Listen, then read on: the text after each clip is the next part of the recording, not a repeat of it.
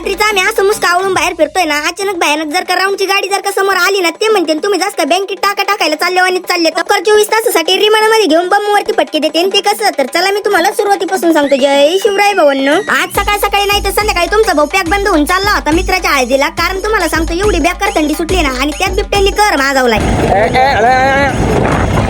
नशिबाने असले दलिंदर मित्र पदरात पडलेत ना, एवढं भांगार नशीब चालू आहे ना भावांनो, की पेट्रोल टाकायला सुद्धा कॉन्ट्री करावं लागते. 10-20 रुपये करून मग आम्ही पेट्रोल टाकून दिला गाडी. त्यात आमच्या गाडीचं टार्जन पिक्चर मधल्या आणि काम आहे. कधीच्या नव स्टार्टर वरती चालू होती इमर्जन्सीला, आणि नाही तर ना 2-4 किका मारल्या तरी पण चालू नाही होत. आणि त्याच्यात त्या पुरीला म्हणतो तू मस्त प्यार करते या नाही करते. आता जाऊन दे भाऊ, आपण काय म्हणलं तर परत त्याला थांबायचं. म्हणून म्हणलं सौदा तुझंच कर रे. आणि चला म्हणलं आता इथून नाही तर लय उशीर झालाय आपल्याला पहिला. आणि त्यात आमचा सौदा एवढा बेकार आहे ना, तो म्हणला मी आलतो इकडे 10वीच्या बोर्डाचे पेपर द्यायला, मी तुम्हाला बरोबर शांत चित्ताने घेऊन जातो, तुम्ही काय मध्ये मध्ये करू नका. आणि परत तेच म्हणतोय लोकेशन लावा. पण आम्ही तर चाललो होतो मित्राच्या हळदीला, पण त्याच्या गावातले रस्ते एवढे बेकार खराब येतात ना, की इथं जर का आपटलं ना भो, तिथं जाऊन डायरेक्ट गुडघ्या बिडघ्याला हळद नाही लावा म्हणजे झालं नाही का. आणि त्याच्यात रस्ते एवढे बेकार सुनसान, लाईट नाही धड काहीच नाही. आणि त्याच्यात सगळीकडून वडाचे झाड, त्याच्या पारंब्या भलत्या मोठ्याल्या वया एखादा हलक्या काळात आलं ना, ते डायरेक्ट जाता गचून जाईल इकडे. तसं नको व्हायला, नाही तर परत पेपरला बातमी यायची की 3 मित्र चालले होते मित्राच्या हळदीला अकोळनेरला, आणि ती गाडी सोबत तिघं पण गायब. आता जर का भोलेनाथाच्या कृपेने सुखरूप घरी आलो तर मग भेटू आपण मित्राच्या हळद भाग 2 मध्ये. मग कसा वाटला तुम्हाला आजचा ब्लॉग? आवडला असेल तर लाईक करा, कमेंट करा आणि फॉलो करा. कारण तुम्हाला तर माहिती आहे नगरच्या पुरीला आवडते पाणीपुरी, आणि सुरत चव्हाणचे ब्लॉग सगळ्यात भारी.